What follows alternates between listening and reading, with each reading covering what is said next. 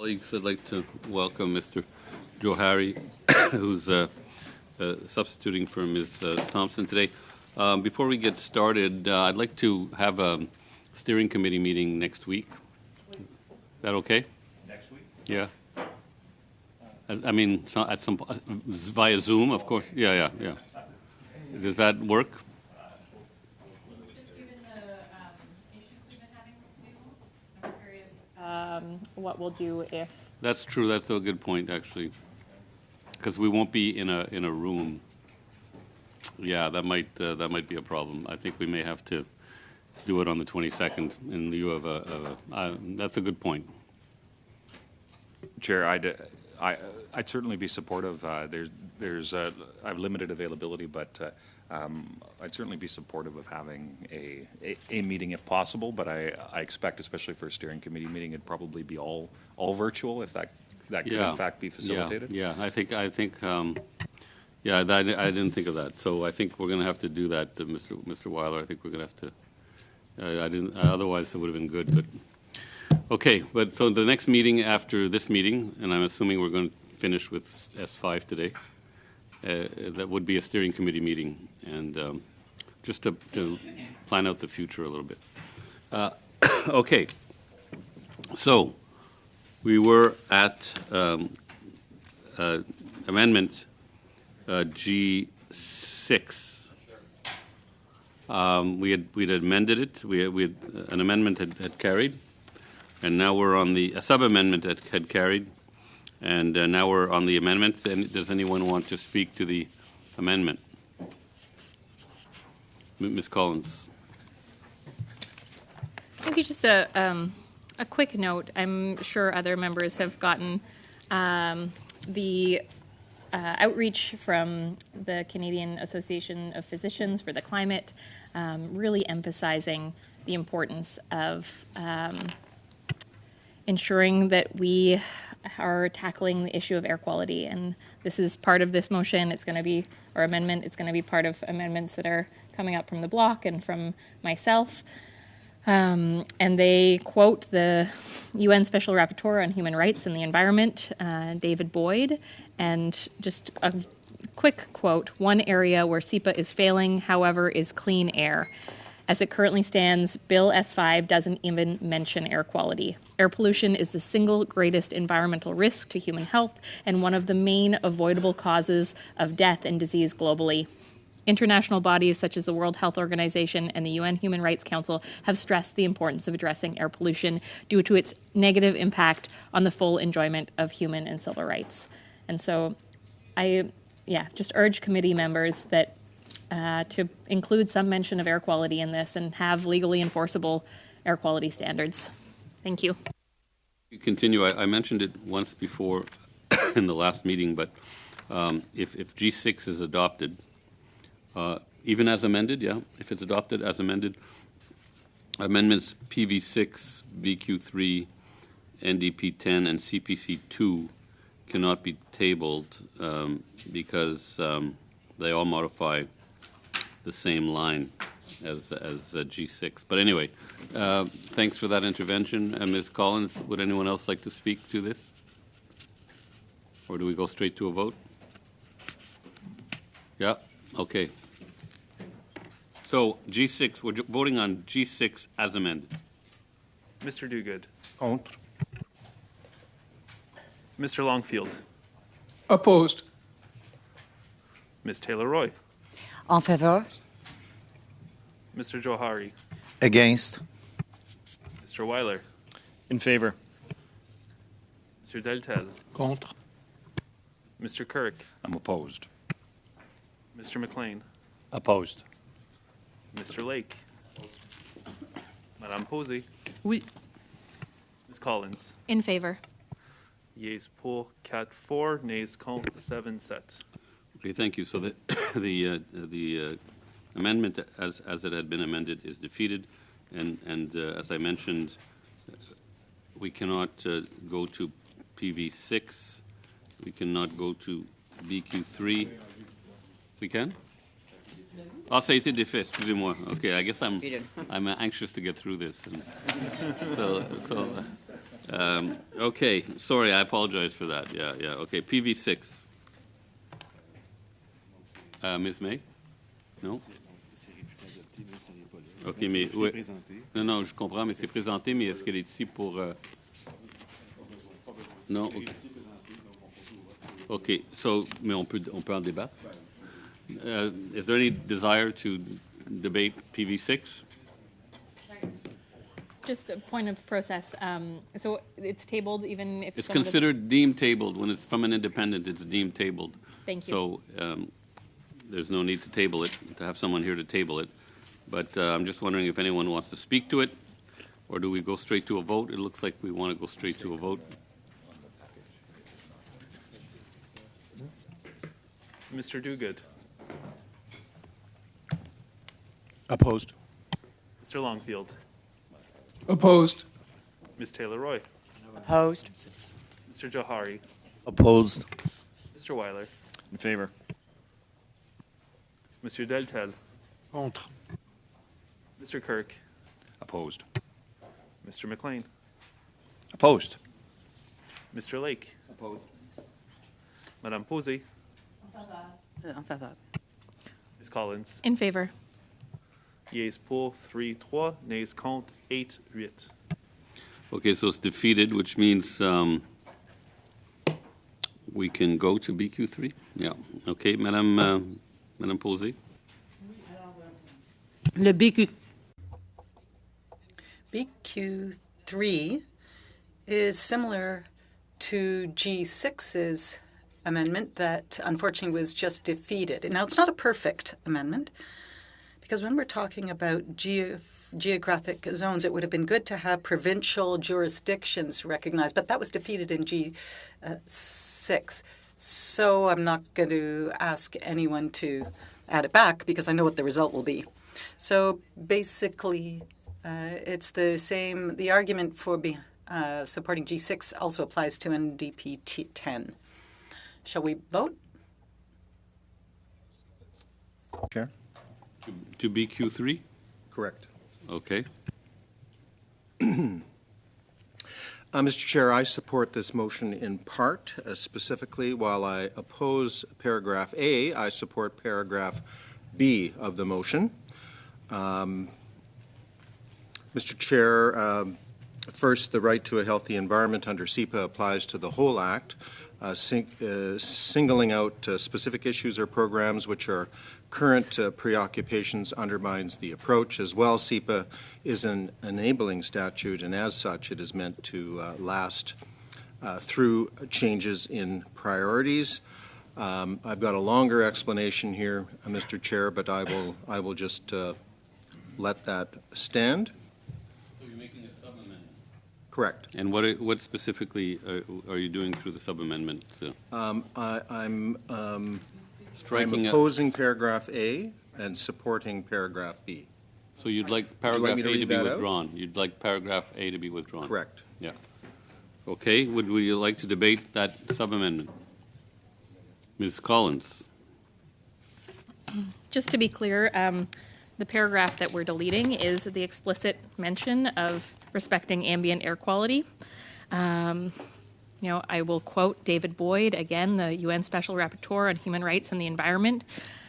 Health Canada estimates that air pollution kills more than 15,000 people in Canada each year and inflicts over $120 billion in socioeconomic costs on the Canadian economy.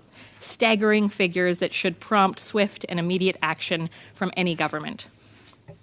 I am concerned that the government not only voted down the last amendment, which explicitly mentioned air quality, but now in this very supportable and strong motion that's been put forward by the Bloc is attempting to strip any mention of air quality from the bill again. Anyone else? Mr. Duguid? Mr. Chair, without going into a long explanation, because this issue has been debated before, this is ambient air quality is an issue of joint jurisdiction, provincial and federal, and And as officials have relayed to us, it is important that federal and provincial governments work together to set those. Thank you, Mr. Chair. Okay, I saw Ms. Collins first, but we'll get to Mr. McLean and Mr. Couric all the same. So go ahead, Ms. Collins. It's concerning that the government is going to take out the explicit mention of air quality. The rationale is that because we need to work with the provinces, but when we attempted to put in an amendment that would ensure that that is explicitly mentioned, that we are committed to working with provinces and territories, the government voted that down. And this amendment simply ensures air quality will be addressed in the framework. It doesn't tie the government's hands in terms of how that gets done. So I do not support this amendment.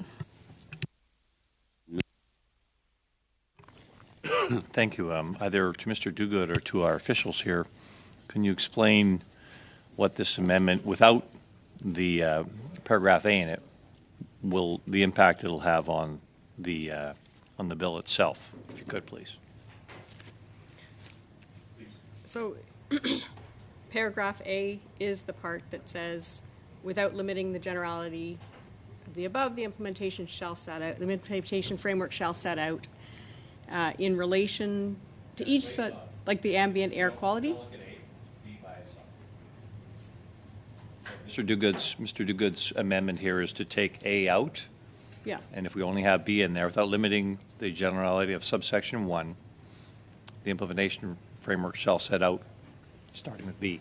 So what effect will this have without A on the bill? It just means that the framework will not specifically address those two subject matters, air quality and how assessments are done. So, how the right is so my considered question under is assessment.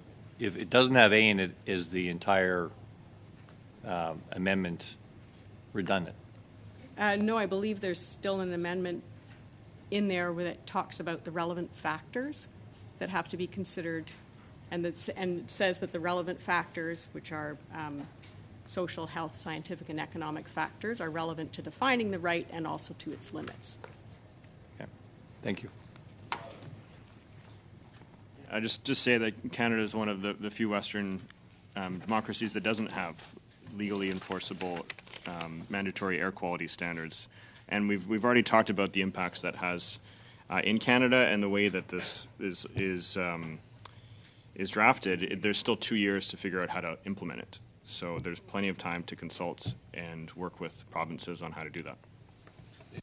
Anyone else? Let's go to a vote. On the sub-amendment, I'm sorry, yes, on the sub-amendment. Mr. Duguid. Mr. Longfield. In favor. Ms. Taylor-Roy. In favor. Mr. Johari. Support. Mr. Weiler. Against? Mr. Deltel. En faveur. Mr. Kirk. Support. Mr. McLean. Pour. Mr. Lake. For. Madame Posey. Contre. Ms. Collins. Against. Yeas pour 8, nays contre 3. Okay, on the main amendment, as amended, anyone have anything to say? Yes, Ms. Collins. Ms. Collins, Madame Posey. Just wanted to thank Madame Posey for putting this forward. The language is the same as the NDP motion or the amendment that will be ruled out of scope once this passed. I will still support it, even though I was hoping it would pass with both sections. But I do think that ensuring that we change the language and strengthen the language to ensure the right to a healthy environment is not limited unduly is a good move forward. So thank you, Madame Posey. Anyone else? Madame Posey? I'm going to vote for the unamended BQ3, even though I am disappointed that that paragraph was taken out. And in the B, rather in C, it talks about relevant factors to be taken into account in interpreting and applying that right and in determining the reasonable limits to which it is subject. So S5 says that refers to reasonable limits, and they are listed. So it's not simply restricted to 3 or 4 things. I just wanted to point out that we should still vote in favor of the amendment. Agree with Madame Posey and Ms. Collins on this. There's still some very important parts in here, including adding detail to the process that needs to be followed to protect the right to a healthy environment, and again, talking about the relevant factors that could limit. This is a much less limiting way to phrase this, so I'll be supporting it. Mr. Kurek. Thank you, Mr. Chair, and just a question to both Madame Posey and our officials. Just curious as to the meaningful change is adding the part about the reasonable limits to which it is subject. So I'm wondering first if Ms. Posey could just expand on that, and then to ask the officials what the implications of this would be in terms of the greater SEPA framework. Okay, anyone else? No? Oh, I'm sorry, it was a question. I was distracted. I'm sorry. Yeah. Yeah. C'est moi? Qui? Do I have the floor? Yes. I'd just like to recall that there was an amendment from the Green Party that pretty much listed everyone except maybe white men between certain ages. And the purpose here is to say we are going to make sure that the right is applied to everyone and reasonable limits will be set. We have to we have to take into account economic consequences, etc., and we have to target what reasonable limits means. But what is clear to me is that S5 was setting out reasonable limits in order that those limits be broader. If people are excluded, there are no rights. So I just want there to be a broader application. No. Alors, any other comments? Okay. Please go ahead, officials. Yeah, I'm not sure I have much to add. I mean, the original said that the framework should elaborate on the reasonable limits to which the right is subject, resulting from consideration of relevant factors, including social, health, scientific, and economic factors. And now that's been amended to say that the relevant factors are taken into account in interpreting and applying the right and in determining the limits. That's the change.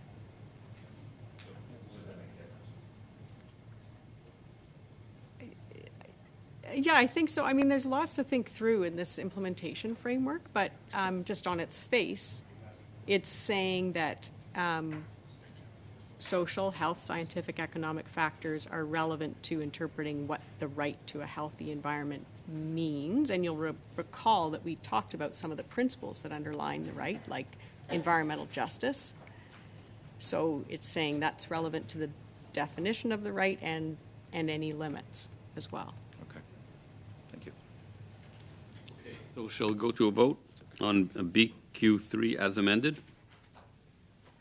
By the way, I should mention that if it's adopted as amended, NDP 10 can't be tabled. Okay, so can we go to the vote? Mr. Duguid. In favor. Mr. Longfield. In favor. Ms. Taylor-Roy. En faveur? Mr. Jahari. Support. Mr. Weiler. In favor. Mr. Deltel. En accord. Mr. Kirk. In favor. Mr. McLean. Pour. Mr. Lake. In favor. Madame Posey. Pour. And Ms. Collins. In favor. Yeas pour, 11-11. Donc l'amendement tel que...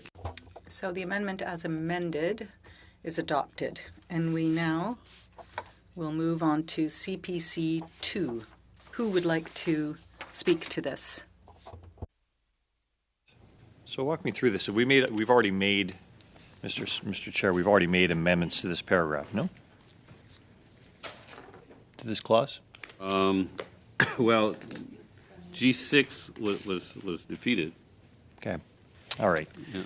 So we're looking here at the whole definition. The principles to be considered in the administration of this act, such as principles of environmental justice, including the avoidance of adverse effects that disproportionately affect vulnerable populations, the principle of non-regression, and the principle of intergenerational equity.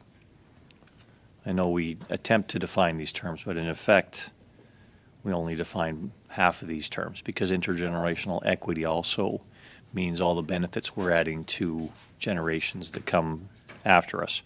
So I would like as I'm quite concerned that the definitions we have on these, unless the definition has been expanded, and I'll seek the officials' input on that intergenerational equity, non-regression is just, okay, fine, we're not moving backwards, I get it. But intergenerational equity, the way it's been defined here, is looking at one side of the equation only. The harm we're potentially doing to the next generation or a generation after that. At the same time, we also need to consider the benefit we're giving to every generation that follows. So I would like to either see the definition expanded or this term removed. Okay. Ms. Collins. Just wanted to draw my colleagues' attention to the next amendment, NDP 8, which we'll vote on immediately after this one, which I hope answers some of those questions. It would be replacing line 9 on page 4 with intergenerational equity, according to which it is important to meet the needs of the present generation without compromising the ability of future generations to meet their own needs. And so really fleshing out that definition. I hear that likely this won't address the concern about how future generations are benefiting from some of these issues, but I think it does speak to what the Canadian Environmental Protection Act really needs to do, which is to protect both the people who are living right now, but also the people who will come after us. Mr. But if this amendment is adopted, NDP 8 can't be moved. Mr. Weiler. Yeah, I think there might be a bit of confusion in this one here. When we're looking at this, there's a few things. It's talking about the principles, including avoidance of adverse effects that disproportionately affect vulnerable populations. So that's one. And then we're talking about separately the principle of non-regression and the principle of intergenerational equity. So potentially, depending on how the minister wants to interpret this, it could very well consider the matters that Mr. McLean brought up. So depending on how the minister wants to interpret this, Mr. Weiler, like this is, we're supposed to understand what this is saying, not have it open to some kind of ministerial interpretation. And if I may, that's the next clause that's going to be coming up when we're talking about the NDP 8.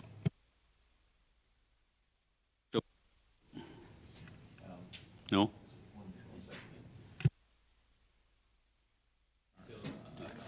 Be Ms. Taylor-Roy. Go ahead, Ms. Taylor-Roy. Thank you. I'm trying to limit my comments, but I do think on this particular amendment that remember what you have now called paragraph B, but which was paragraph C. We already have, it's subject to reasonable limits. And that includes economic factors. And when you're talking about economic factors, you're not talking about economic factors today. Most people actually look forward when they're doing any kind of analysis of economic factors and do net present values of those. So I would say that your concern is already addressed in that reasonable limits section.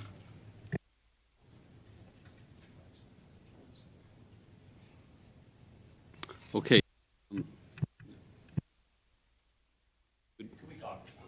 Yeah, sure. Let's break. Okay.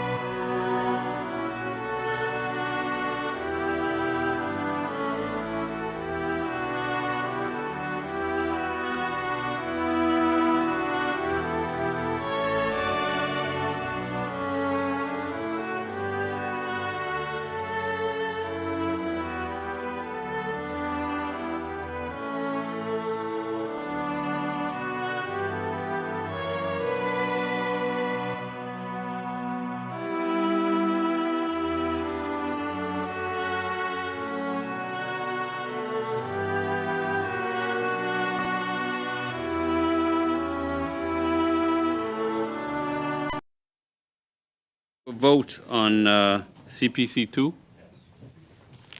Go ahead. Okay, Mr. Clerk, go ahead, please.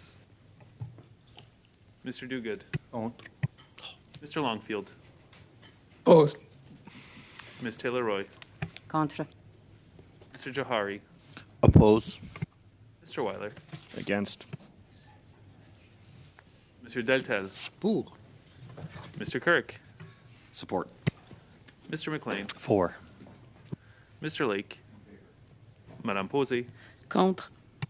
Ms. Collins. Against. Yeas pour 4, nays contre 7. Alors, l'amendement est défait. The amendment is defeated. And we can now turn to NDP 8. Ms. Collins, would you like to speak to this amendment? And this is really fleshing out the concept of intergenerational equity, ensuring that we are looking at it in a framework where the government ensures that we're not only meeting the needs of the people who are presently here and the present generation, but also doing so in a way where we're not compromising the needs of future generations. Okay. Anyone else?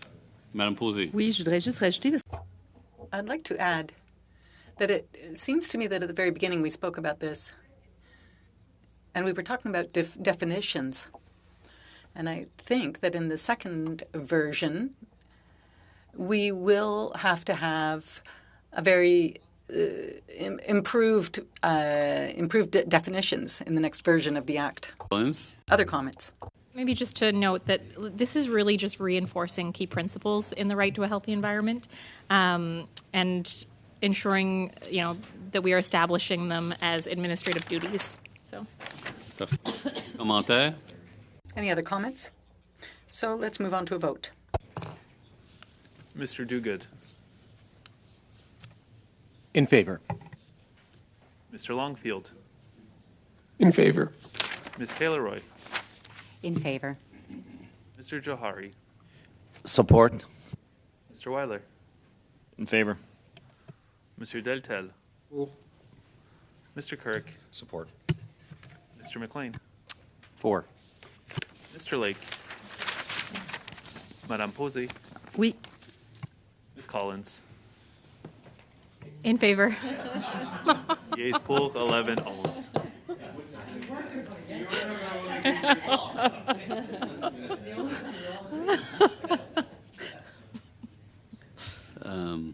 Alors,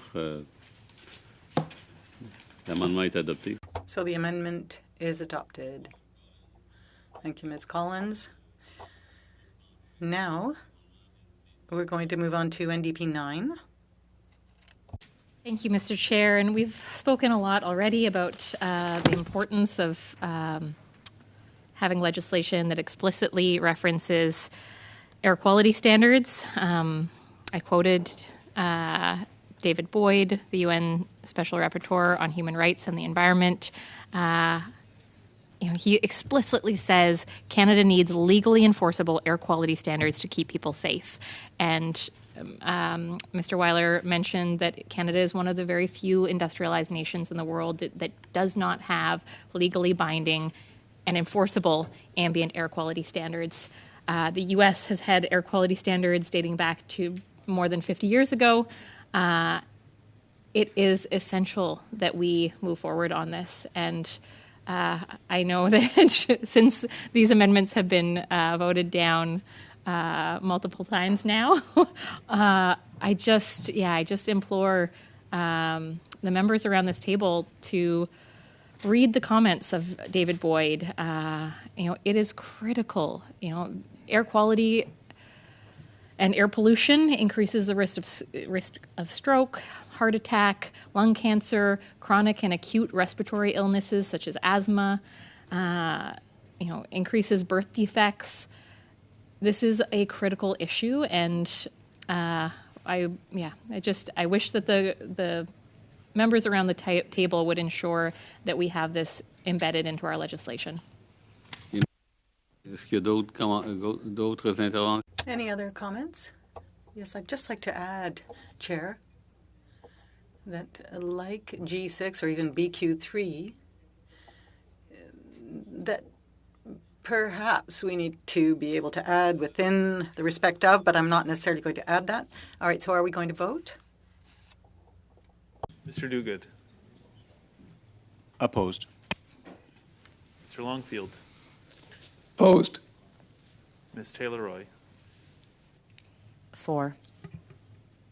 Mr. Johari, Opposed. Mr. Weiler, In favor. Mr. Deltel, Contre. Mr. Kirk, Opposed. Mr. McLean, Opposed. Mr. Lake, Madame Posey, Oui. Ms. Collins. In favor. Yeas pour 4, 4, nays contre 7, 7. Alors, c'est défait. Defeated. Do you want to adopt Clause 5 as amended? Division. Avec dissidence. On division, fine. At this point, we're going to go back a little bit.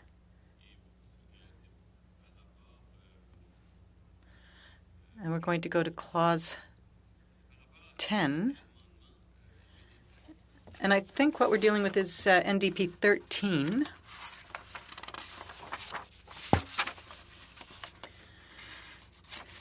If I understand and remember correctly,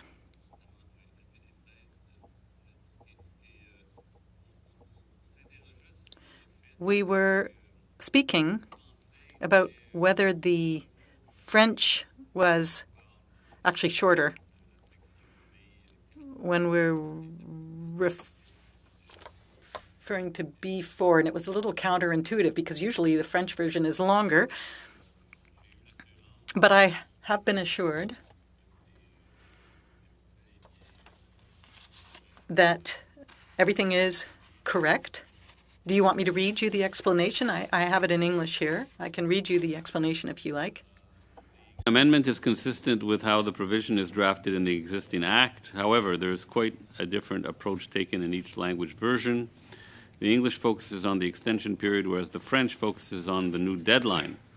This has allowed a more condensed approach to be taken. Hence, the apparent absence in French of, quote, whether the extension is for the preparation or implementation of the plan. Having said that, I would be reluctant to interfere with the wording. The provision has been there for some time and has been applied. If the wording is changed now, it could lead to interpretive uncertainty. Alors, j'accepte l'amendement tel. So I'm going to accept the amendment as it stood. The amendment is correct. But now we have to discuss that amendment. And so, Ms. Collins, would you like to speak to your amendment? Mr. Chair, and I won't go on too much because we did start discussing this in a previous session before the clause was stood. But just to note for committee members and for any public who are watching, this amendment is really on safer substitution. And so ensuring that as we decide that certain chemicals are toxic or harmful to human health, that we are not simply replacing them with another harmful chemical. We want to ensure that substitutions are safer and that we're protecting both human health and the environment.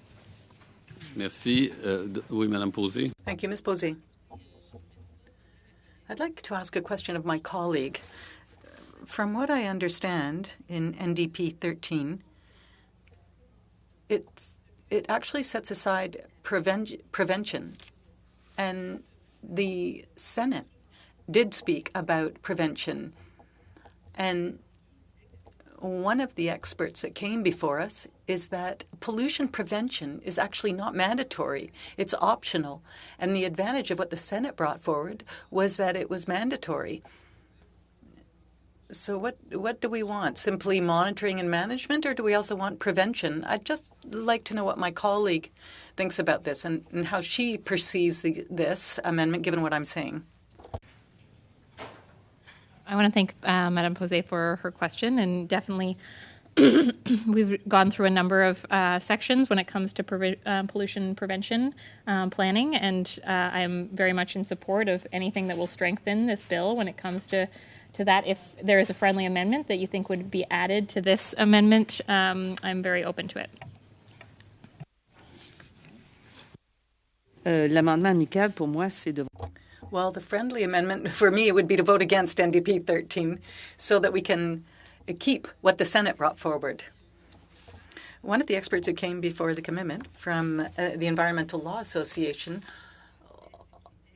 also supported what was already in S5.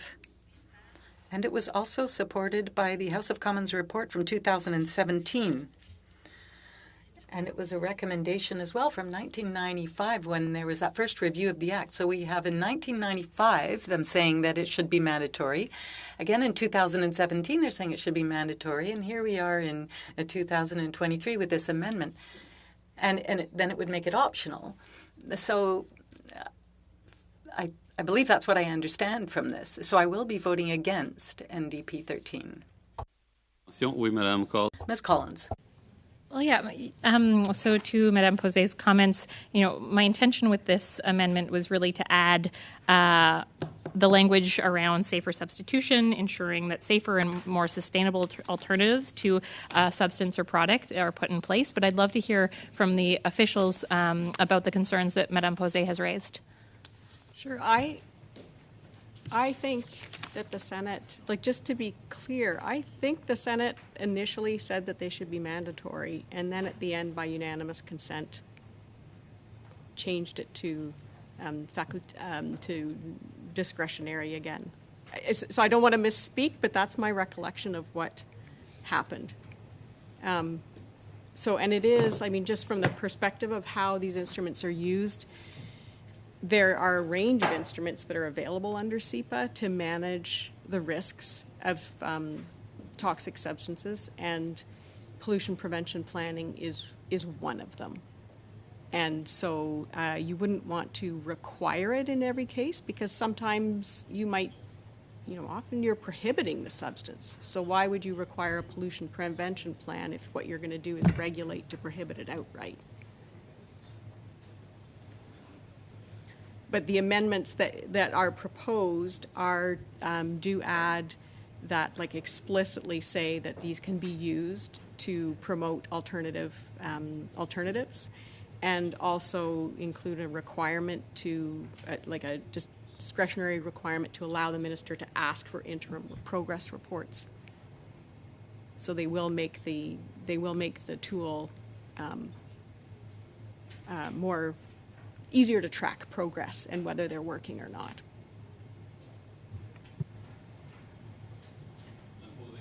Ms.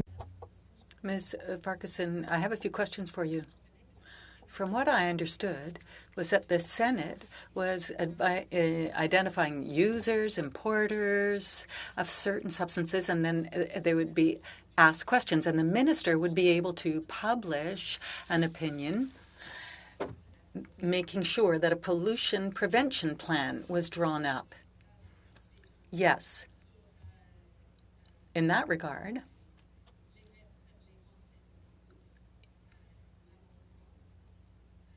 in terms of the information, the amendment would remove that because it's already included in the Act, the Act of 71. So it's not necessary. And the way it's drafted could actually identify it as a precondition to its use. So the minister already has the power to require information in another part of the Act. So that this then is not necessary. Yes, but it does still kind of disregard the pollution prevention part.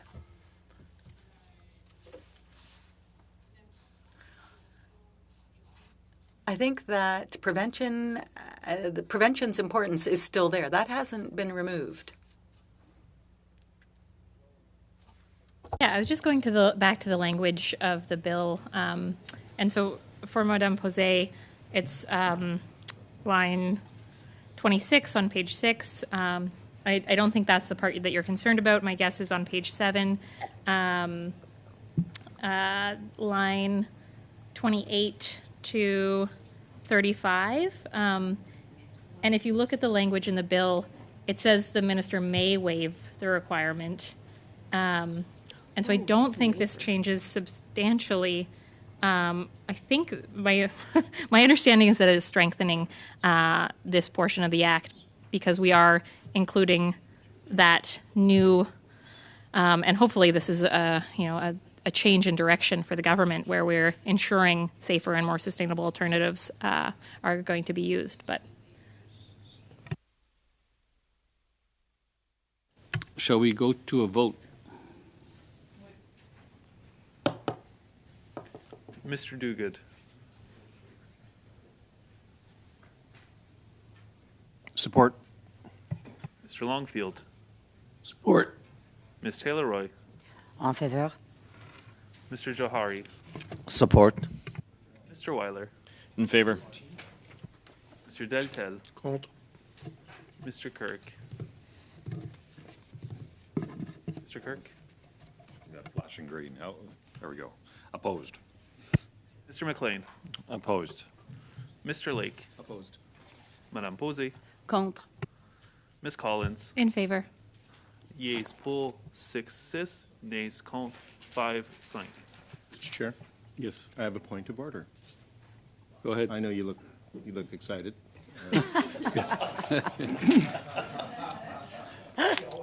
Yeah, Mr. Chair, and I've got some prepared remarks on this, and I think the clerks had raised this issue earlier, but I would like to raise a point of order and ask the committee for unanimous consent to fix 2 technical errors in the sections on pollution prevention planning. One, there are incorrect references to paragraph 56.1b. It should be subsection 56.1 in clause 10.1 and 11.12. There are 2 versions of S60, which were adopted in clause 11 and 11.1. I can explain in more detail, Mr. Chair, but if I think if colleagues are agreeable.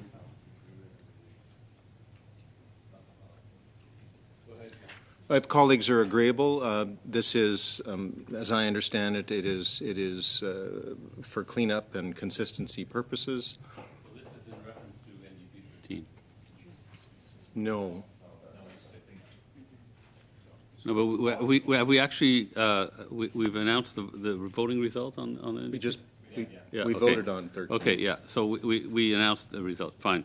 So this is, but I also, we have to vote on clause 10. We're on clause 10 Okay, right now. so this as I has to do with understand clause 10. This has Okay, to got do it. with clause, Okay. after clause. Where exactly? Could you tell us where exactly? 10.1. 10.1 and 11.1. Okay. So these are technical amendments, really. That's correct. I can go on with a further explanation if colleagues desire, Mr. Chair. Would you be able to, in a nutshell, tell us what we're changing, really? Do the clerks want to, are you familiar? No, we don't know where you are. Okay. Well, let me go on, Mr. Chair. On January 30th, the committee stood Clause 10, but proceeded on voting for Clause 10.1, 11, and 11.1 on division. Clause 10.1 deals with S58, which requires people to submit a declaration that they have prepared and are implementing a pollution prevention plan in accordance with the notice published under subsection 56.1b. The other place changed this reference from 56.1 to 56.1b to reflect other changes that they made, but the reference is no longer correct. And there is no 56.1b in the French version because of the drafting conventions that we have previously discussed. The same error is repeated in Clause 11.1. As well, in adopting Clause 11 and Clause 11.1, the committee adopted 2 versions of S60, the requirement to submit certain plans. Therefore, Mr. Chair, If there is unanimous consent, I recommend that we recall the vote on Clause 10.1 and 11.1, and I would suggest we not let these clauses carry. That we not let these clauses carry. That would fix the errors. I think it is important to fix these errors in the bill before reporting it back to the House. I don't know if officials, I think we've been getting advice from officials, and My question is, but basically, all we're doing is striking 10.1 and 11? Is that what are we doing when you distill it? Pardon? I'll defer to officials. Yep. But it sounds like we're striking 10.1 and 11. I mean, Point one. regardless of why we're doing it, that's what 11.1. we're trying to do. Okay, go ahead, Ms. Farquharson. Well, I mean, if Clause 10 is adopted, then all the duplication happens, and it's 10.1 and 11.1 that need to be, that you probably. And it's all because of where the duplication, we have to get happens. rid of 10.1 and 11. There's a duplication and a reference, if you pass 10.10, a reference to a paragraph that will no longer Okay. exist. So that's what we're doing, is we're deleting 10.1 and 11 to avoid duplication. That's what it all comes down to. Correct? Ms. Collins? I think. Sorry, Ms. Farquharson? is Sorry, that- I think that you carried 10.1 and 11.1, and they need to be reconsidered, or you'll have duplication in 56. You'll have two 56s and two 60s. Considered. Well, I don't know. That's where I was sort of hesitating. But That's Mr. yours. Duguid That's is you. saying That's they for need you to be, say. they need to be deleted. You carried. I'll get to you in a moment, Ms. Collins. Mr. Duguid, I think it's because of what we just passed. Is it correct that this has become, Yeah. NDP 13 is Yeah. the reason for this. yeah. But that's what we're doing. Would it be helpful to have a time? sure. Yeah, thank you. Thank you, Mr. Lake.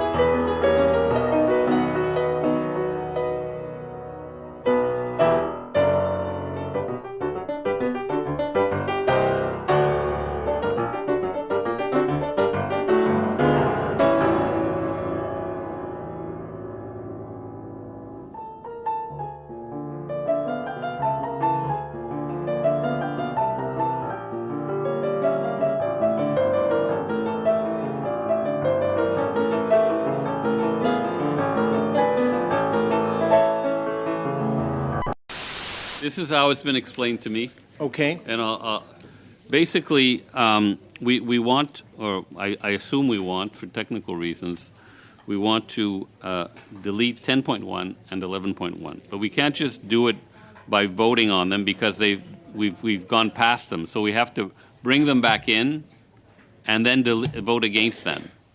Yeah. Unanimous consent to adopt what is being proposed. We have to have unanimous consent to re-vote. To bring them back in. Yeah, and then we can vote to delete them.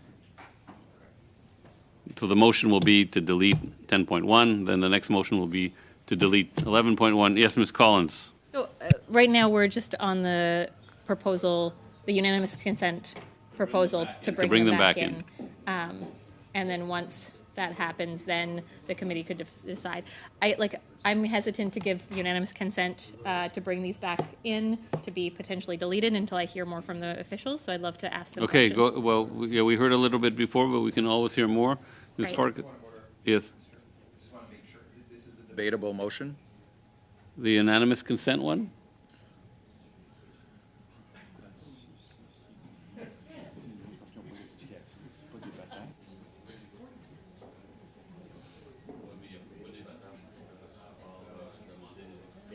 Okay, go ahead, please, Ms. Farquharson.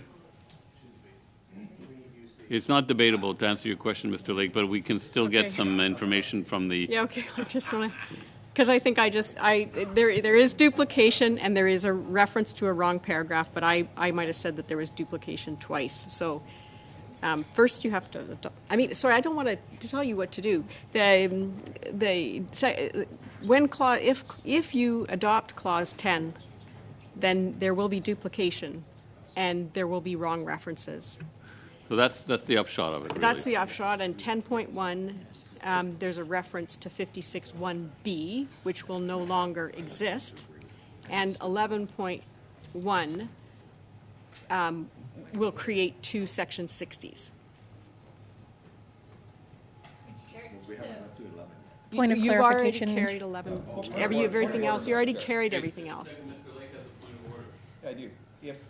If this is non-debatable, I think it's fully reasonable that we would just open this up as a courtesy. The NDP either has to vote for this unanimous motion or a unanimous consent motion to open it up so that we can have the very conversation she's trying to have, or not. But I'm willing to support the unanimous consent motion, but it's non-debatable. I gave permission to Ms. Farquharson to answer a couple of questions. Once we get into the conversation within our members of the committee, once you open that door, then anything in the future non-debatable becomes debatable by this precedent.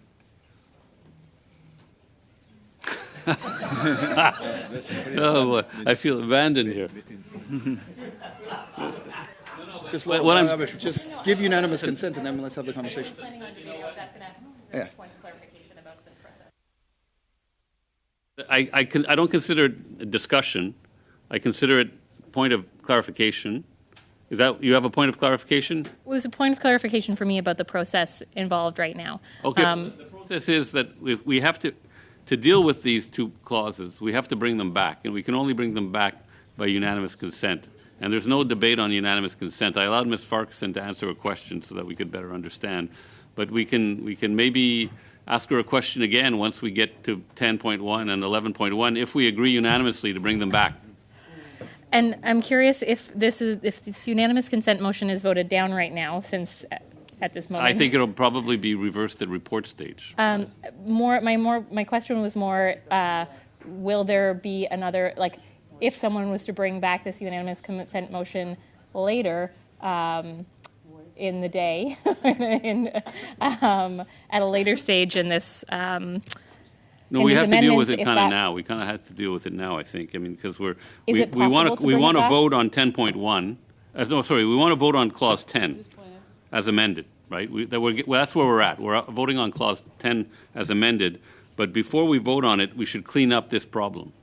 And, not trying to debate, just reiterating the same comments that I had made before. At this point, I'm not willing to open up the debate and have this potentially be deleted without knowledge in advance of whether or not that is a good direction to go. No, but we can find out we can debate if it's a good direction if we bring it back. I understand, but at this point, I have control over whether we delete it or not. And if we open it up, Yeah, I will not. So I'm hesitant to hand over control to a committee that has shown itself to delete important sections. Okay, but now can we still vote on clause 10, or is it just going to make a big mess of things? Should we stand clause 10? We have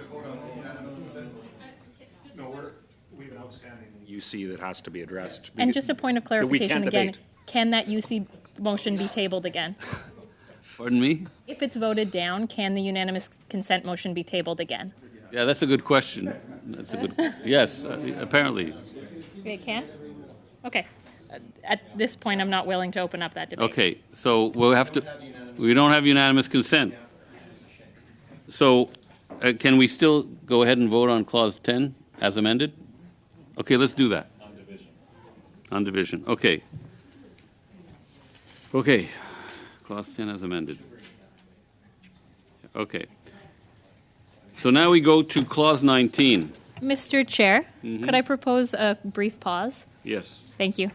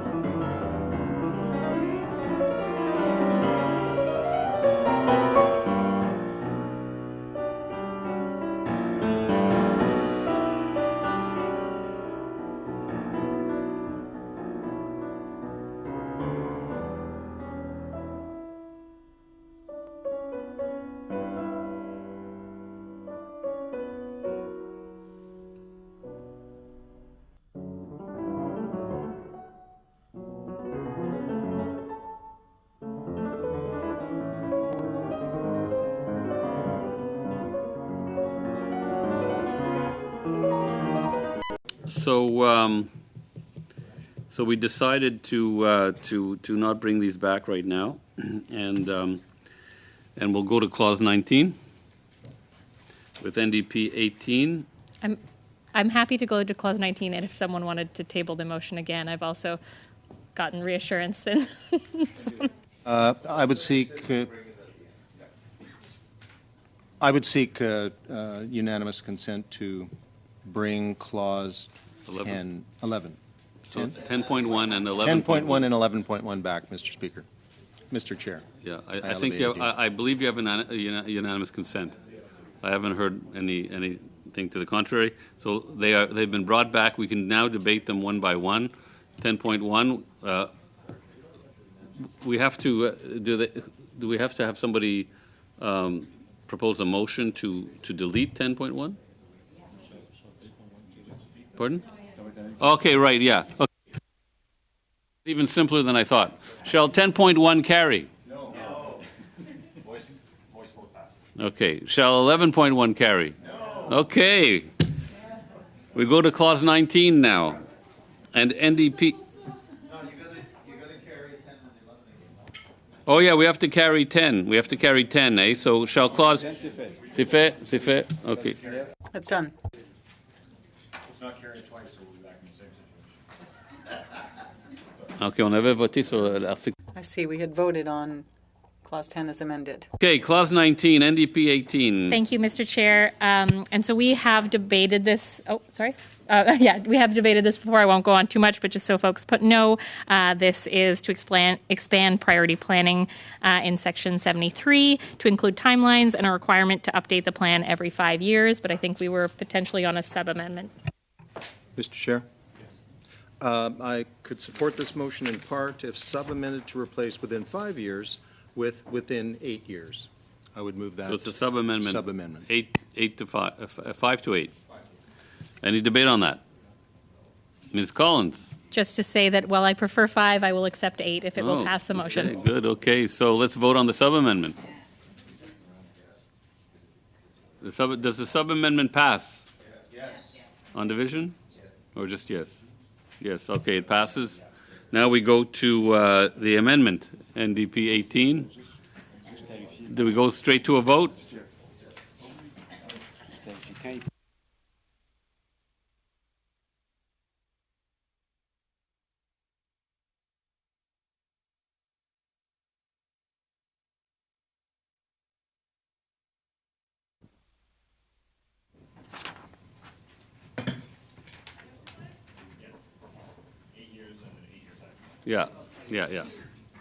Yeah, okay. So, we're voting on NDP 18 now, as amended? Yeah. Okay.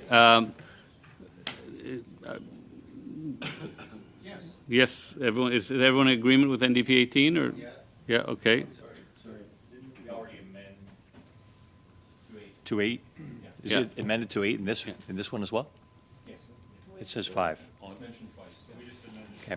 Okay. Okay, so I see that there's a desire to adopt NDP 18 on division? On division. Yeah, okay. Okay. NP 9. Chair, I will not be moving NDP 19. Okay, NDP 20. And NDP 20 is on labeling. Un instant, s'il vous plaît. Just one moment. Elle n'a pas présenté 19. So if NDP 19 wasn't brought forward, everything is good? Yes. Okay, go ahead on NDP. Thank you. So NDP 20 is on labeling, and I have further amendments on labeling. This one is, I hope, very supportable for the members around the table. It's including the manner in which the public may be provided with information regarding substances or products, including in the case of products by labeling them. Any debate? Shall NDP 20 carry? We.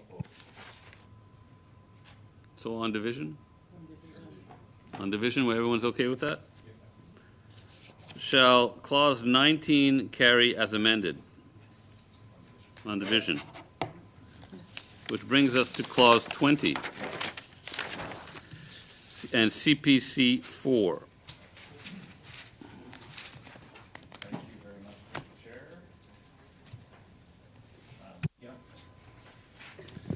Thank you very much, Mr. Chair. We heard in testimony over the course of the study that there did not seem to be clear rules about how a substance is added or removed from this list. For example, the requirement for a risk assessment to be listed or delisted for a particular substance. The only scenario specified in Bill S5 allowed for the removal of a substance from the watch list is a transfer from the watch list to Schedule 1. Bill S5 does not provide a pathway off the watch list for substances that are later determined to be not harmful or whose hazard profile changes as new science is considered. As written, the watch list will become a parking lot for substances despite any new evidence or information that comes to light about its impacts. Therefore, this amendment is an attempt to find a reasonable path forward that allows for those changes to be made while still ensuring the protection of the health and safety of Canadians. Colin? Yeah, just wanted to hear from officials anything about the impacts of this amendment. It seems concerning to me. Yes, I think the providing a way off the watch list where there is information to suggest that it's not capable of becoming toxic anymore. Maybe like you could see that, but I think the one that says one of the reasons that you would take it not off the watch list is if it's determined not to be toxic under Section 64, and that is problematic because that's exactly the kind of circumstance where you actually would put it on the watch list, is where you've gone through an assessment to determine whether it's toxic and perhaps the exposure is not such that it is going to make it on the list, but you put it on the watch list to signal to people if you start using it more, we might need to assess it again and it might become toxic. Thank you. Mr. Chair, I have a sub-amendment, and I certainly appreciate the intent of this amendment. However, the inclusion of paragraph B would defeat the policy intent of the watch list. The watch list, as colleagues know, is intended to be a list of non-toxic substances with hazardous properties to inform manufacturers, importers, and other stakeholders about substances that could be determined to be toxic if the volume or use or exposure were to increase. Mr. Chair, I believe this clarifies and helps realize the intent of my colleague's amendment. You're sub-amending it? Yes, and this has been circulated. You may recall, Mr. Chair, we had to pause on this particular issue because we didn't have it in writing. Yeah. And we now have it in writing, and What are you doing? You're just suppressing or deleting? we are deleting paragraph B, which again on this So we're just deleting a paragraph. That's correct. And also changing it from retaining shall, because it was changed to may. And retaining shall, as Okay, Mr. so that's Weiler the has said. sub-amendment. Would anyone like to speak to that? Nope. No? Shall we vote on the sub-amendment? On division. On division? Okay, so what about the amendment now? Does it carry as amended? Yes, Ms. Collins. I guess I'm still concerned, I'm curious about the kind of necessity of this amendment, and maybe just Mrs. Farquharson, if you don't mind answering again. The minister already has the authority to delete a substance from the list. Why would we include? Are there benefits to including this amendment as sub-amended? Clarity. And are there any potential impacts? Would this increase the amount of substances taken off the watch list, in your opinion? Yeah, I don't think, I mean, I can't really answer that. Okay, that's fine. I remain concerned about the potential impacts of adding additional ways to remove toxic substances, especially given the number of toxic substances that are currently impacting human health and the environment. I supported the amendment, but I don't think I can support, or the sub-amendment, but I don't think I can support the amendment as a whole. Okay, shall we vote on the, yes, Mr. Coury? Just to note, Chair, I think that that what was made very clear in testimony is the need for a so-called Off-ramp. off-ramp, so that that both the effectiveness of the list in general wasn't diminished by substances being able to languish there even when new evidence was brought forward. And certainly, I think, although we would have liked to have seen it pass in its original form, acknowledging that creating a framework for an off-ramp, I think, is still important, even with the amendments which change somewhat to the original amendment. It still moves it in a direction that I think stakeholders certainly asked us to do. Okay, we'll vote. Mr. Clerk? Mr. Duguid. In favor. We're voting on Clause 20, CPC 4 as amended. Mr. Duguid. It's the On vote sur sub-amendment le first. Removing. sous-amendement, là. OK. Voting on the amendment. Vous avez, On division. yeah, we passed it on division. Okay. Yeah, so. All right. Okay. Okay. For once I was right. On the amendment. On the amendment, as amended. Mr. Duguid. In favor. Mr. Longfield. In favor. Ms. Taylor-Roy. En faveur. Mr. Johari. Support. Mr. Weiler. In favor. Mr. Deltel. Mr. Kirk. Support. Mr. McLean. En faveur. Mr. Lake. In favor. Madame Posey. Contre. Ms. Collins. Against. Yeas pour 9-9, nays contre 2-2. To BQ5. Et là, je dois noter que si BQ... If BQ5 is adopted or defeated, I don't quite understand this.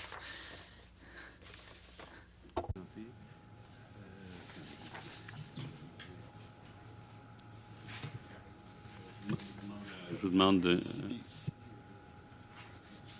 One moment.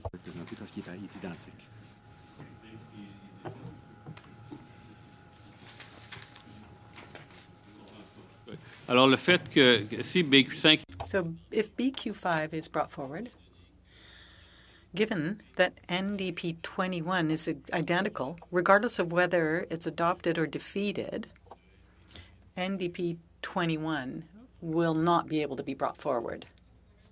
Yes. I think that the new NDP 21 has different language than BQ5. It's possible. Is there a new 21?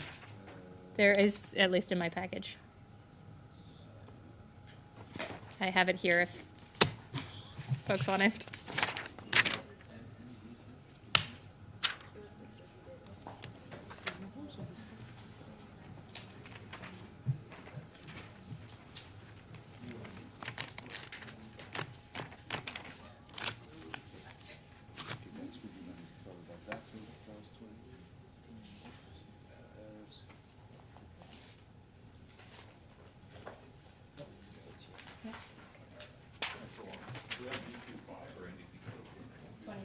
Well, no, we're just trying to sort out what happens if BQ5 is tabled. Est-ce que c'est correct? Okay, so just ignore what I just said because there's a new NDP 21, so whether or not BQ5 is tabled has no impact on NDP 21. So allez-y, Madame Posey. So go ahead, Madame Posey. Thank you. In the preamble of S5, we're putting in the right to a healthy environment, which is fine. But so that people can be in a healthy environment, they have to be aware of what they're buying, what they're eating. It goes without saying. Otherwise, they don't actually have a right to a healthy environment. I'm going to give you an example. On the 15th of February, we heard from a witness here, and he was speaking about this memory foam and water repellent memory foam.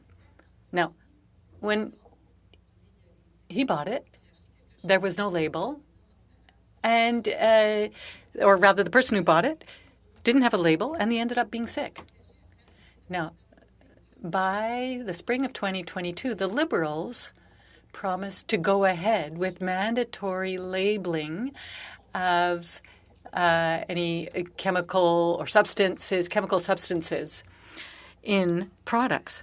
So we feel that if consumer products have potentially toxic substances, then the public has a right to know about it. And they have a right to know about it through the labeling so that they know exactly what it is they're buying. So are there any other comments? No? Oui, Madam Collins? Yeah, I won't go on too much since Madame Jose explained that very well. I just think that it is just a really critical part of the right to a healthy environment, having consumers' right to know. Shall we go to a vote? Mr. Clerk? Mr. Duguid. Opposed. Mr. Longfield. Opposed. Ms. Taylor-Roy. Opposed. Mr. Johari. Opposed. Mr. Weiler. Opposed. Mr. Deltel. Mr. Deltel. Opposed. Mr. Kirk. Opposed. Mr. McLean. Opposed. Mr. Lake. Madame Posey. Ms. Collins. In favor. Yeas pour 2-2, nays contre 9-9. L'amendement est défait et on est rendu à NPD 21, le nouveau NPD 21. Est-ce que vous l'avez envoyé, Mme Collins, à tout le monde? I believe it has been sent to everyone. Committee sent out. OK, vous devriez l'avoir. So you should all have it. Oh, never mind. I'm sorry. It was sent separately. OK. Alors, c'est... OK, je vais vous donner le numéro de référence. So I'll give you the reference number. It's 122-37547.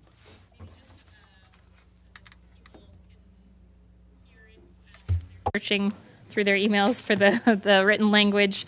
If a consumer product, as defined in Section 2 of the Canada Consumer Product Safety Act, contains a substance specified on the list or on the list of toxic substances in Schedule 1, the Minister of Health shall, under that Act, establish requirements in respect of labeling such a product accordingly if that minister is of the opinion that doing so is in the interest of the protection of the environment, public health, or public safety.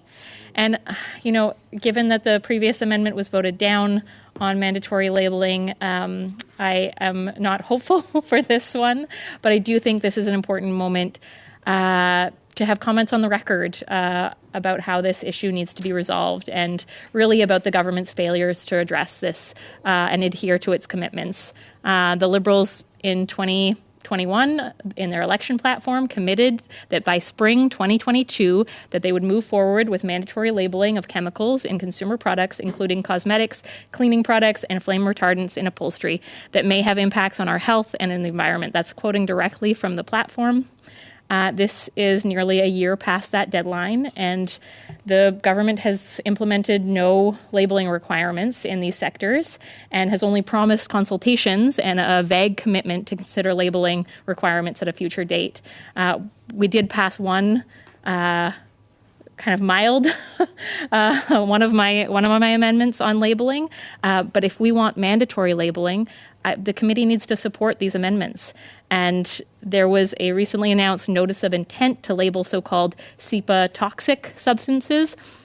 This is inadequate. By the time a substance is listed as toxic under SEPA, it's often no longer widely used in the products that the government proposes to target with the new regulation. Labeling only a handful of SEPA toxic substances does not fulfill the platform commitment for mandatory labeling of chemicals that may have impacts on our health or on the environment. I urge the committee to consider supporting this. Okay. Anyone else want to jump in on this, or do we just go to a vote? Go to a vote.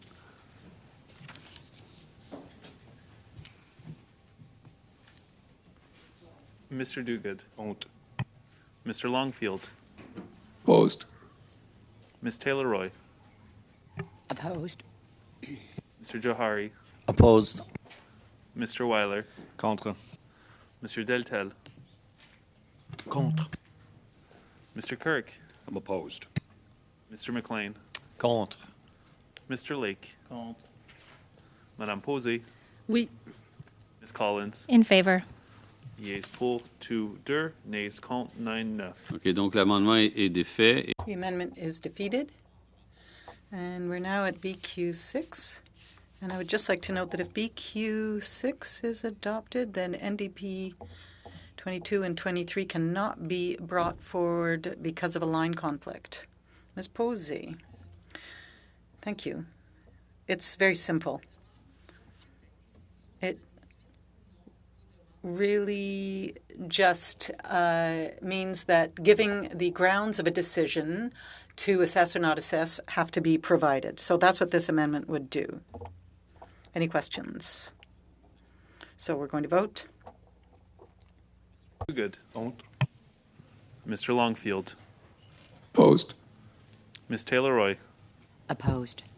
Mr. Johari, Opposed. Mr. Weiler, Contre. Mr. Deltel, Contre. Mr. Kirk, I'm opposed. Mr. McLean, Opposed.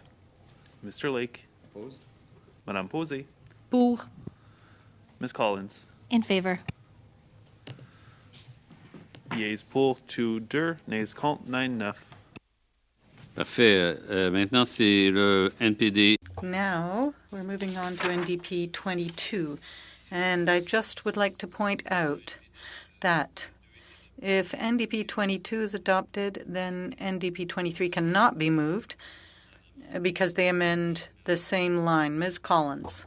Thank you, Mr. Chair. And NDP 22 really specifies, it's actually similar, slightly different than BQ6, which we just voted on, but it specifies that the minister's response to a public request for assessment must include a clear decision to grant or deny that request. We know this has been a problem in the past. It also prescribes a timeline for initiating and completing assessments in response to that public request. Debate? Mr. McLean. Sorry if, Ms. Collins, I'm trying to look for the substantive difference here that you're changing from the current language to the new language.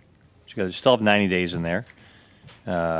Consider the request, and decide whether to add substance to the plan developed under Section 73 or deny the request. So what we've heard from people who have made these requests is that responses won't actually specify whether they're granting or denying it.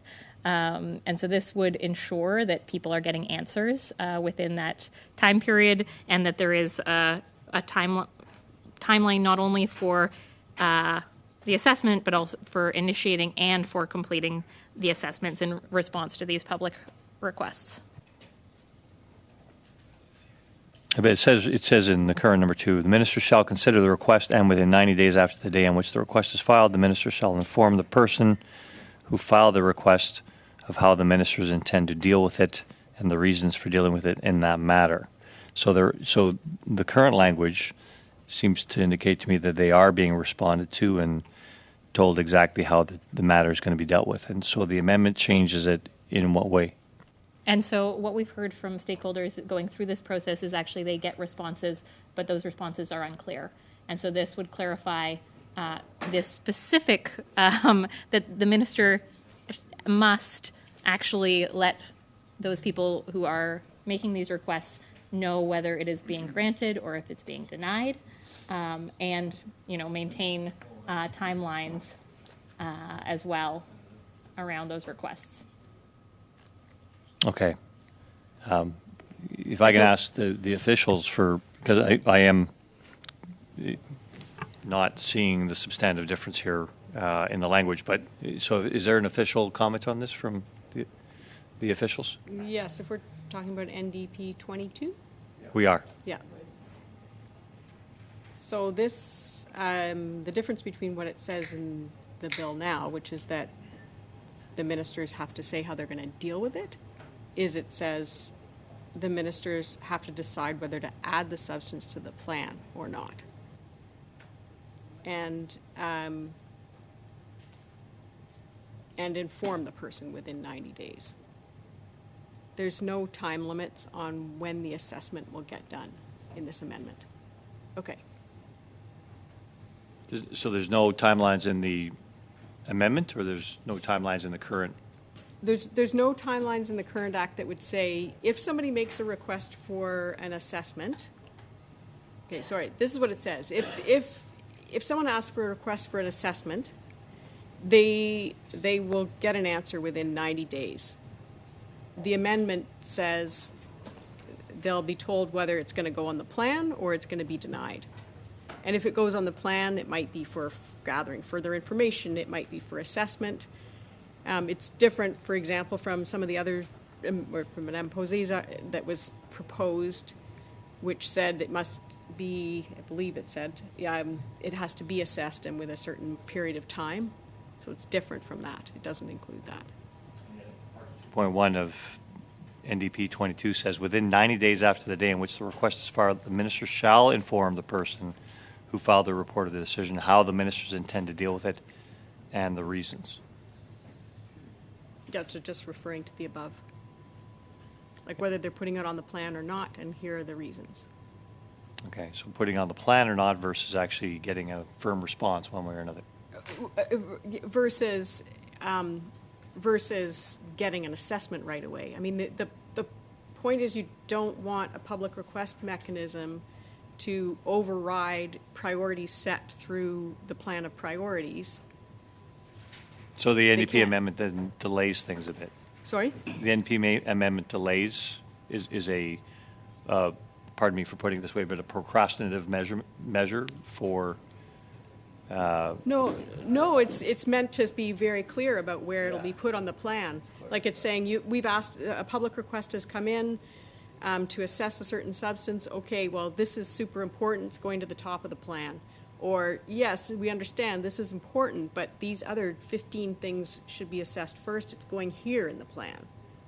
Okay, thank you. That's the idea. Mr. Weiler.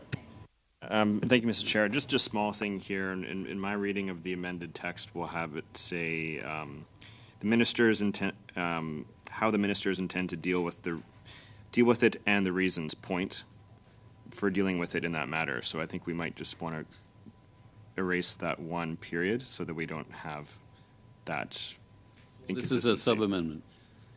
Yes, it's just a grammatical change, so we don't. Could have to you do it just at tell us report what you stage. want to do exactly? So right now it says, within 90 days after the day on which the request is filed, the minister shall inform the person who filed the request of the decision how the ministers intend to deal with it and the reasons point. So period, for dealing it with in that manner. Point. So just remove the period. Okay. Yeah?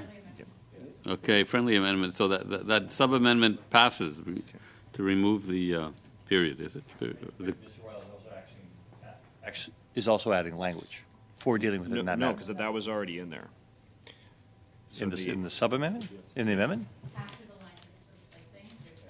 The remaining language. Yeah. We're removing a period, not a comma. I think we should have a debate. No. Or should it be a semicolon? That's what we want. An Oxford comma? Yeah. So we're removing a period or a comma? Mr. Weiler?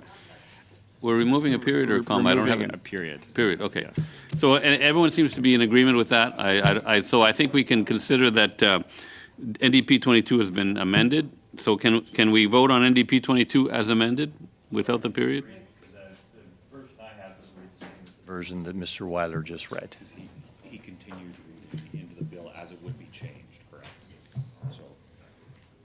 So it was a misnomer to have a period in the amendment.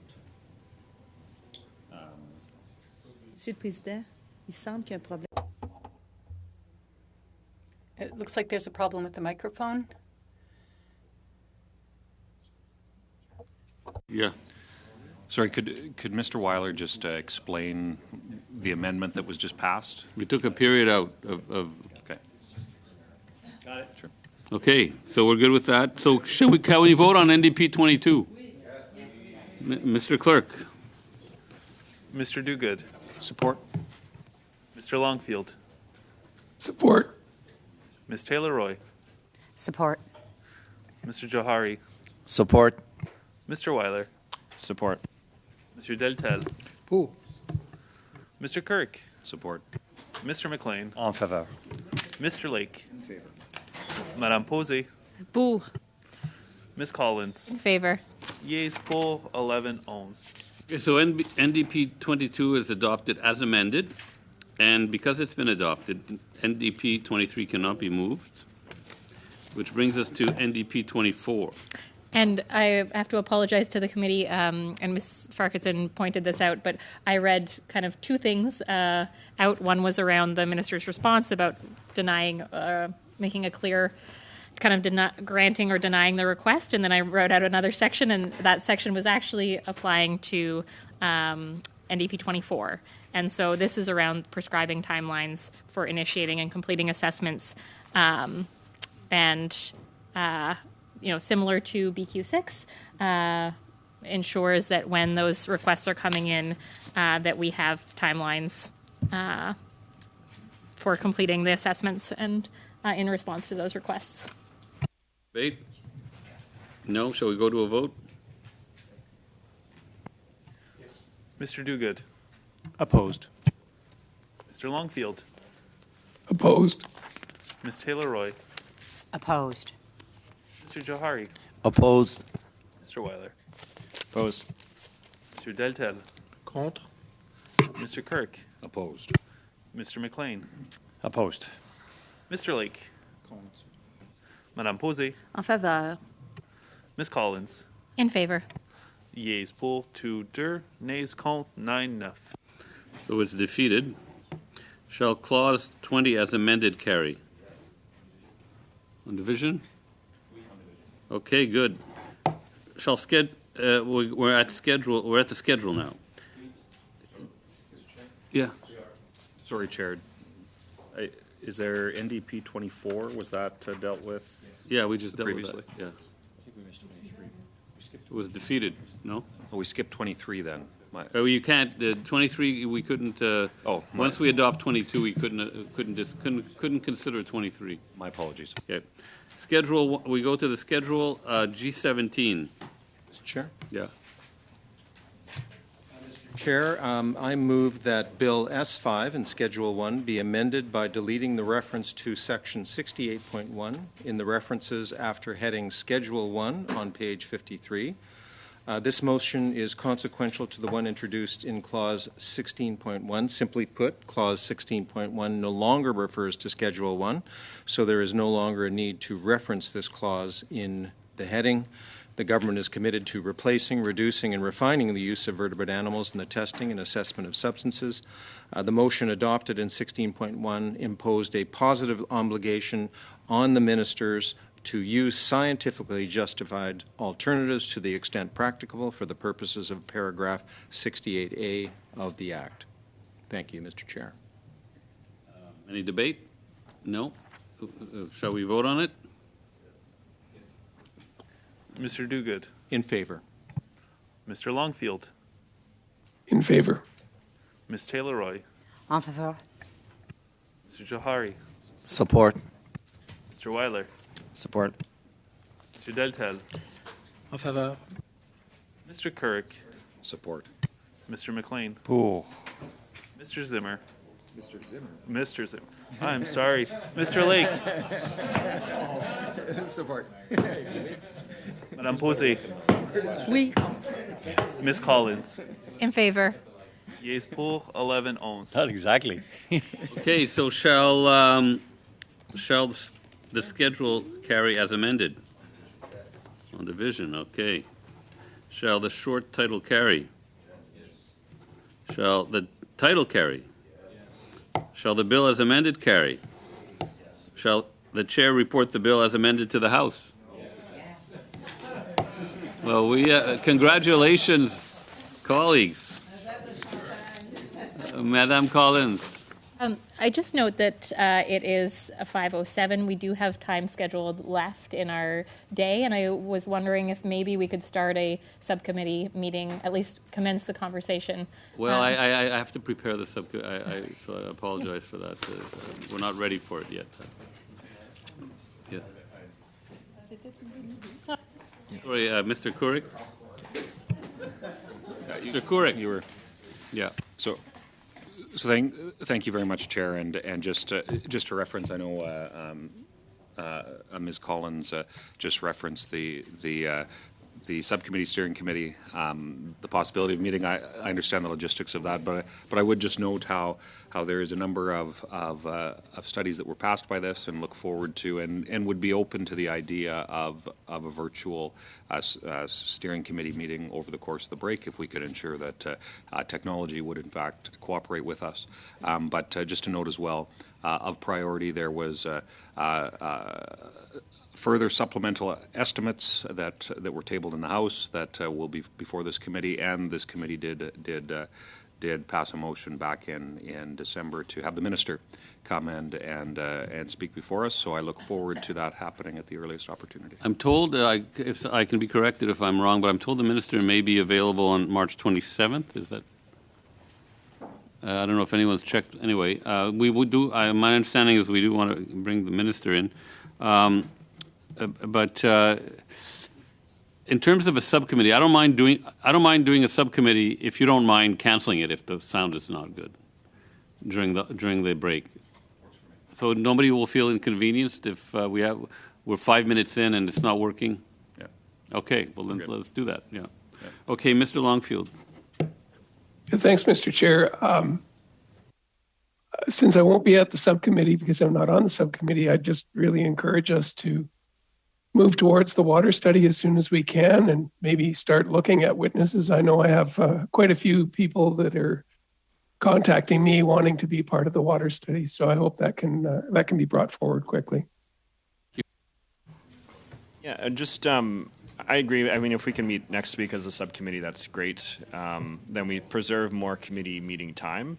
But one thing we have talked about quite a bit is the potential of doing a report on SEPA back, because there were a number of areas that were brought up in testimony that we want to work on, and they would be ruled out of order in this bill. And so just similarly to how the Senate had said these are important areas that came up that we weren't able to address, I think we should do the same as part of our committee, which could be instructive for future changes that might be made to our, hopefully, enforce modernized SEPA legislation. So what you're asking is that the researchers prepare a draft report on areas that were raised but out of order, out of scope? Yeah, and those were things that came up in the course of our meeting. Like for an example, environmental protection actions came up many times as an area to be addressed. It's obviously a defunct area of the bill. Yes. Seems like we've moved to like a committee business meeting, which would normally be an in-camera meeting. So I move that we go in camera. Okay, so let me just we can't just go into subcommittee. It takes too long to do that. But let me just clarify that. Shut down the camera.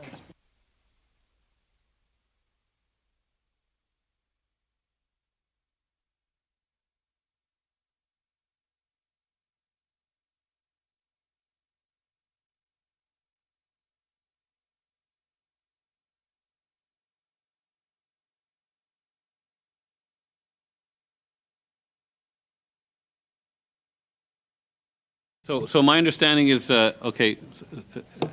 I know. Basically, Mr. Lake has tabled the motion to move in camera, but we don't have time to move in camera because the transition takes a good 10-15 minutes. Yes. I'll withdraw that motion and move we adjourn. Okay. Let's do that.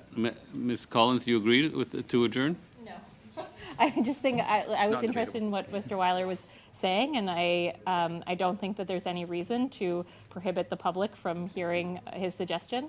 I don't think there's a need to go in camera or to adjourn, that we could let Mr. Weiler finish his thought. Just a moment.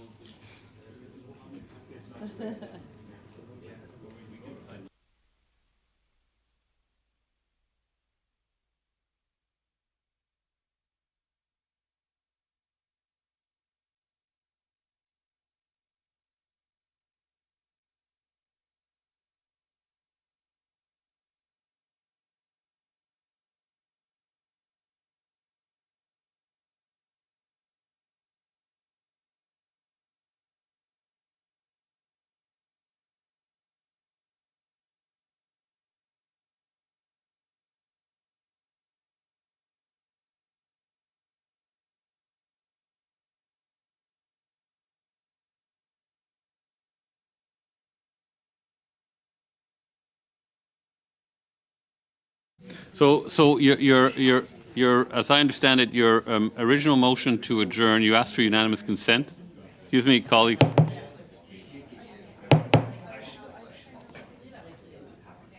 You asked for unanimous consent to adjourn, is that? And it was refused, so you can move a motion.